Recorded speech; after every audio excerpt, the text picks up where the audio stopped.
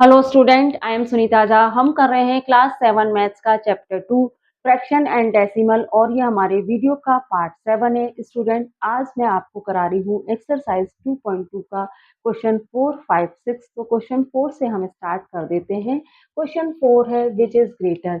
यहाँ पे आपको 2/7, 3/4, 3/5 एंड 5/8 ये दो फ्रैक्शन आपको दिए गए हैं। ये फ्रैक्शन भी आपस में मल्टीप्लाई हो रहे हैं, ये फ्रैक्शन भी आपस में मल्टीप्लाई हो रहे हैं और आपसे पूछा गया है कि इन दोनों में से ग्रेटर कौन सा है। ऑफ क्या शो कर रहा है? ऑफ कहता है कि ये आपस में 2/7 और 3/4 आपस में मल्टीप्लाई हो रहे हैं, 3/5 और 5/8 आपस में मल्टीप्लाई हो रहे हैं। इसी टाइप का क्वेश्चन सेकंड भी है। तो पहले हम फर्स्ट क्वेश्चन कर लेते हैं। 2/7 ऑफ क्या कह रहा है कि ये आपस में मल्टीप्लाई हो रहे हैं, तो मैं 3/4 और 2/7 को मल्टीप्लाई कर रही हूँ। अच्छा, ये लोएस्ट फॉर्म में कन्वर्ट हो सकते हैं क्या? हाँ भाई, 2 1 जा 2 होता है और 2 2 जा 4 होता है। तो मुझे यहाँ क्या मिलेगा? 1 इंटू 3 और 7 इंटू 2 मिल जाएगा। इसको क्या लिख सकती हूँ मैं? 3/14 लिख सकती हूँ। यहाँ पे और लिख लीजिए और इस वाले पार्ट को भी कर लीजिए। ठीक है, अब आप देखिए 5 से 5 तो कट हो रहा है। ठीक है, तो यहाँ क्या मिला है आपको? 3 इंटू 1 और 1 इंटू 8। अच्छा, और लिखिए, और क्या मिला आपको? 3/8 मिल गया। ठीक है। अच्छा स्टूडेंट, अब आप देखिए कि यहाँ पे तो है आपके पास 3/14 और यहाँ आपके पास है 3/8। अच्छा, इन दोनों फ्रैक्शन में कौन सा फ्रैक्शन ग्रेटर है, यही आपको बताना है। तो यहाँ पे आप ध्यान से सुनिएगा। आप देख रहे हैं कि दोनों ही फ्रैक्शन में 3 जो है न्यूमरेटर पे इक्वल है। यहाँ भी न्यूमरेटर पे 3 है और यहाँ भी न्यूमरेटर पे 3 है।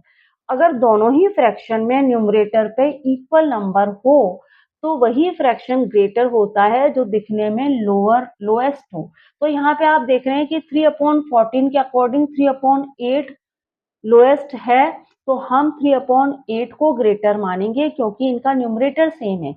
इनका न्यूमरेटर सेम है तो जो फ्रैक्शन दिखने में स्मॉल लग रहा है वही ग्रेटर होगा। तो 3/8 ग्रेटर है अकॉर्डिंग टू 3/14। तो 3/14 का मतलब क्या है? 2/7, 3/4 और 3/8 का मतलब क्या है? 3/5 एंड मल्टीप्लाई बाय 5/8। तो हमने क्या जाना यहाँ पे? हमने जाना कि 3/14 की तुलना में ग्रेटर है 3/8। ठीक है, 3/14 के अकॉर्डिंग 3/8 ग्रेटर है और 3/8 किसका मतलब? 3/8 का मतलब है 3/5 ऑफ 5/8 इज ग्रेटर। ठीक है, इस तरह से आप आंसर भी दे दीजिए। ठीक है, 3/5 ऑफ 5/8 इज ग्रेटर। अब इसका सेकंड पार्ट कर लीजिए, वो ध्यान से देखिएगा। यहाँ कुछ समझ नहीं आया हो वहां समझ आ जाएगा। अब आप देखिए 1/2 ऑफ क्या कह रहा है? दोनों को आपस में मल्टीप्लाई कर दीजिए, 6/7। अब आप देखिए 2 1 जा 2, 2 3 जा 6, ये लोएस्ट फॉर्म में कन्वर्ट हो गए। अब मैं इसको ऐसे लिख सकती हूँ 1 इंटू 3 और 1 इंटू 7। ठीक है, अब 1 इंटू इसको मैं और कैसे लिख सकती हूँ? 3/7। ठीक है, अब इसको भी सब आप सॉल्व कर लीजिए। 3 और 3 आपस में कट हो रहे हैं। यहाँ पे क्या मिला आपको? 2 इंटू 1 और 1 इंटू 7। और लिखिए यहाँ पे, यहाँ आपको 2/7 मिल गया। अब आप देख रहे हैं कि एक तो है 3/7 और दूसरा है, और दूसरा क्या है? 2/7। अच्छा, कौन सा ग्रेटर है भाई? यहाँ पे आप देख रहे हैं कि दोनों के डिनोमिनेटर सेम है, तो जो नंबर दिखने में ग्रेटर दिख रहा है वही ग्रेटर है। तो 3/7 ग्रेटर देन अकॉर्डिंग टू 2/7। अच्छा, 3/7 का मतलब क्या है? 3/7 क्या है? 1/2 ऑफ 6/7, यही है, इसी के इक्वल है 3/7। तो हमने क्या जाना कि 1/2 ऑफ 6/7 इज ग्रेटर। ठीक है स्टूडेंट, तो क्वेश्चन 4 कर लिया है। 5 6 भी देख लेते हैं। क्वेश्चन 5 देख लेते हैं। Saili plant 4 sapling in a row in her garden. The distance between two adjacent sapling is 3/4 meter. Find the distance between the first and last sapling. यहाँ पे कहा जा रहा है कि सैली नाम की एक लड़की ने अपने गार्डन में रो में 4 सैपलिंग लगाए हैं। रो क्या है भाई? रो होती है हॉरिजेंटली कुछ इस तरह से बनती है रो। तो रो में सैली नाम की लड़की ने 4 सैपलिंग लगाए हैं और हर सैपलिंग के बीच में एडजेसेंट सैपलिंग के बीच में 3/4 का गैप है। 3/4 मीटर का गैप है। एडजेसेंट का मतलब है कि आस-पास वाले सैपलिंग जो हैं उनके बीच में 3/4 मीटर का गैप है। तो आपको ये बताना है कि फर्स्ट और लास्ट सैपलिंग के बीच में कितने मीटर का गैप होगा। इस क्वेश्चन को स्टूडेंट हम थोड़ा पहले ओरली क्लियर करेंगे, फिर हम इसे अच्छे से कर पाएंगे। देखिए कि भाई सैली ने रो में सैपलिंग लगाए हैं, रो में सैपलिंग लगाए हैं और 4 सैपलिंग लगाए हैं और एडजेसेंट सैपलिंग अगल-बगल वाले सैपलिंग के बीच में 3/4 मीटर का गैप रखा है। तो अगर उसने फर्स्ट सैपलिंग यहाँ लगाया है, फर्स्ट सैपलिंग अगर उसने यहाँ लगाया है, तो सेकंड हम मान लेते हैं कि यहाँ 3/4 का गैप रखा है, तो सेकंड यहाँ होगा, ठीक है? अच्छा, और थर्ड सैपलिंग होगा यहाँ पे, ठीक है? हर सैपलिंग के बीच में इसने 3/4 मीटर का गैप रखा है। थर्ड यहाँ होगा और 4 होगा, फोर्थ सैपलिंग होगा यहाँ पे, ठीक है? फोर्थ सैपलिंग यहाँ पे होगा, ठीक है स्टूडेंट? और आपको पता है कि हर सैपलिंग के बीच में साइली ने 3/4 मीटर का गैप रखा है, डिस्टेंस रखा है 3/4 मीटर का। सेकंड और थर्ड सैपलिंग के बीच में भी 3/4 मीटर का गैप रखा है, ठीक है? और सेकंड और थर्ड सैपलिंग के बीच में भी 3/4 मीटर का गैप रखा है और थर्ड और फोर्थ सैपलिंग के बीच में भी 3/4 मीटर का गैप रखा है। आपसे पूछा क्या गया है भाई कि फर्स्ट और लास्ट सैपलिंग के बीच में का डिस्टेंस आपसे पूछा गया है। तो मैं फर्स्ट और लास्ट सैपलिंग का डिस्टेंस कैसे मालूम कर सकती हूँ? मैं 3/4 को 3 से मल्टीप्लाई करके 3/4 को 3 से मल्टीप्लाई करके फर्स्ट और लास्ट सैपलिंग के बीच का गैप मालूम कर सकती हूँ। क्यों कर रही हूँ मैं 3/4 को 3 से मल्टीप्लाई? समझिए। देखिए, फर्स्ट और सेकंड सैपलिंग के बीच में 3/4 का गैप है, तो 3/4 का गैप कितना टाइम हुआ? 1 टाइम। 3/4 का गैप कितना टाइम हुआ? 1 टाइम फर्स्ट और सेकंड के बीच में। फिर सेकंड और थर्ड के बीच में भी 3/4 का गैप है, तो 3/4 का गैप कितना टाइम हुआ? 2 टाइम। फिर थर्ड और फोर्थ के बीच में भी 3/4 का गैप है, तो 3/4 का गैप कितना टाइम हो गया टोटल? 3 टाइम हो गया। तो 3/4 का गैप टोटल 3 टाइम हो गया, इसलिए मैं 3/4 को 3 से मल्टीप्लाई कर रही हूँ। 3/4 को मैं 3 से मल्टीप्लाई कर दूंगी तो मुझे पता पड़ जाएगा कि फर्स्ट और लास्ट सैपलिंग के बीच में कितने मीटर का डिस्टेंस था, क्योंकि भाई फर्स्ट सैपलिंग के बीच में भी 1 टाइम 3/4 का gap, first to second, second to third भी 3/4 का गैप और थर्ड टू फोर्थ भी 3/4 का गैप। तो 1 2 3 टाइम 3/4 आया, इसलिए मैंने इसको 3 से मल्टीप्लाई करा।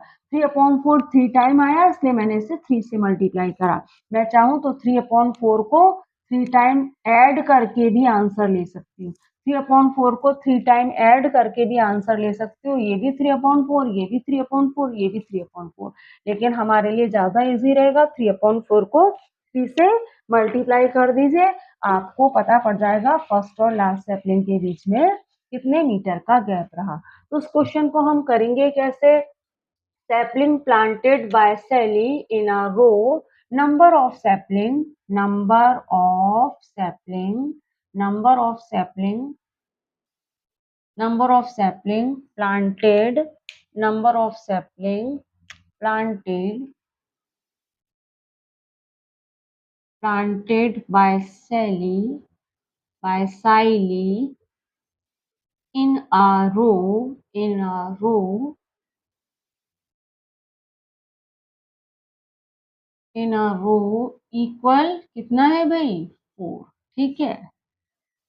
Distance between distance distance between between two adjacent adjacent से मतलब क्या है? अगल बगल वाले। एडजेसेंट सैपलिंग क्या है? एडजेसेंट सैपलिंग के बीच में क्या डिस्टेंस है? 3/4 मीटर। ठीक है। So distance between so distance between between first first distance between first and last sapling क्या होगा? लास्ट सैपलिंग क्या डिस्टेंस आएगा? 3/4 मल्टीप्लाई 3 या ऑफ 3 भी लिख सकते हैं। 3/4 ऑफ 3 भी लिख सकते हैं आप। ठीक है। इसका मतलब भी मल्टीप्लाई होता है। 3 को 3 से मल्टीप्लाई करिए 9/4 मिलेगा। अच्छा 9/4 को मिक्स फ्रैक्शन में लिखिए। क्या मिलेगा 9/4 को मिक्स फ्रैक्शन में? देखिए 4 2 जा 8 होता है और 1 रिमाइंडर बचेगा। तो कैसे लिख सकते हैं हम? 4 तो आप लिखिए नीचे डिनोमिनेटर की जगह पे, 2 लिखिए साइड में और 1 लिखिए आप न्यूमरेटर की जगह पे। तो भई मिक्स फ्रैक्शन को वापस इम्प्रॉपर फ्रैक्शन में कन्वर्ट करके देख लो। 2 और 4 8 होता है मल्टीप्लाई करने पर और 8 में 1 ऐड करेंगे तो 9/4 ही मिलेगा। तो 2 एंड 1/4 मीटर का डिस्टेंस रहेगा फर्स्ट और लास्ट सैपलिंग के बीच में। 2 एंड 1/4 मीटर का डिस्टेंस रहेगा और यही हमारा आंसर है। ठीक है, ये हमारा आंसर है। क्वेश्चन 5 हमने कर लिया है। क्वेश्चन 6 भी देख लेते हैं।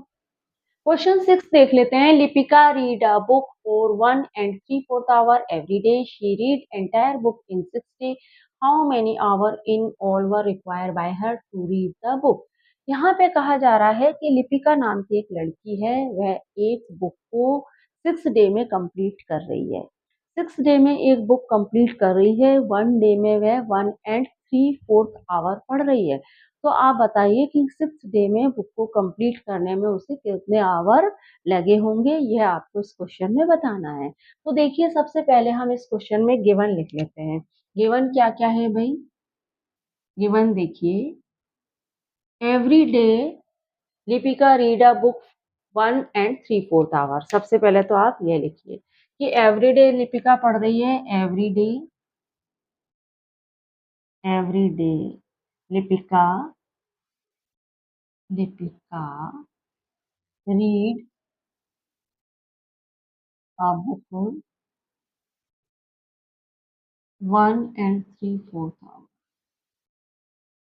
ठीक है। अच्छा, अब आगे देखें। She read entire book. She read she read entire entire book equal 6 day. ठीक है। 6 डेज में वह एंटायर बुक पढ़ लेती है। आपको फाइंड क्या करना है? फाइंड क्या करना है आपको? फाइंड आपको करना है इन how many hours in all were required by her to read the book in 6 day. In 6 day, in 6 day, in 6 day, how many hours? How many hours required required by her to read to read the book। ठीक है। आपको find क्या करना है? Find आपको करना है इन इन 6 day. आपको फाइंड करना है in 6 days how many hour required by her to read the book. ये आपको फाइंड करना है। तो अब यहाँ पे हम किस तरह से करेंगे? सो इन सो इन सो इन 1 day so in 1 day Lipika read Lipika read read a book 2 in 1 day. Lipika read a book 1/3 hour. ठीक है, 1/3 आवर, तो है ना, इन 6 days, in 6 days Lipika read a book, 6 day में लिपिका बुक रीड कर पाएगी। इस तरह से आप मालूम कर लीजिए। 1 डे में 3 3/4 आवर पढ़ रही है, तो 6 डे में कितना पढ़ेगी? 1 3/4 इंटू 6। अच्छा, इसको 1 3/4 को इम्प्रॉपर फ्रैक्शन में कन्वर्ट करिए, तो आपको क्या मिलेगा? 4 1 जा 4, और 4 और 3 क्या होता है? 7/4। 7/4 इंटू 6 कर दीजिए, तो 7/4, 4 और 6 आपस में कट हो रहे हैं, 2 2 जा 4, 2 3 जा 6, क्या मिला यहाँ पे आपको? 21/2। अच्छा, 20/2 क्या है? इम्प्रॉपर फ्रैक्शन है ना, तो उसको आप मिक्स फ्रैक्शन में कन्वर्ट करिए। 21 को 2 से डिवाइड करिए। अच्छा, यहाँ पे आप ऐसे नहीं करेंगे कि 2 1 जा 2 ऐसे करेंगे, फिर क्रॉस कर देंगे 1 रिमाइंडर, ऐसे नहीं करेंगे। ऐसे करेंगे तो आपको करेक्ट आंसर नहीं मिलेगा, क्योंकि मिक्स फ्रैक्शन में हमें जब मिक्स फ्रैक्शन को इम्प्रॉपर फ्रैक्शन में कन्वर्ट करने पे हमें 21/2 ही मिलना चाहिए। तो भाई 2 10 जा 20 होता है ना, तो मैं यहाँ डायरेक्ट 2 10 जा 20 लिख दूंगी, और 1 मुझे रिमाइंडर मिल जाएगा। अब इसको मिक्स फ्रैक्शन में कैसे लिखेंगे? हम मिक्स फ्रैक्शन में लिखेंगे 2 तो जो कि डिवीजर है उसे डिनोमिनेटर पे, और 10 जो कि क्वोशिएंट है उसे यहाँ लिखेंगे, और 1 जो रिमाइंडर है उसे न्यूमरेटर की जगह पे लिखेंगे। अब इसका मिक्स फ्रैक्शन करिए, आपको क्या मिलेगा? 10 और 2 को मल्टीप्लाई करेंगे तो आपको क्या मिलेगा? 20 मिलेगा। 20 में 1 ऐड करेंगे तो 21/2 आपको मिल जाएगा। तो 10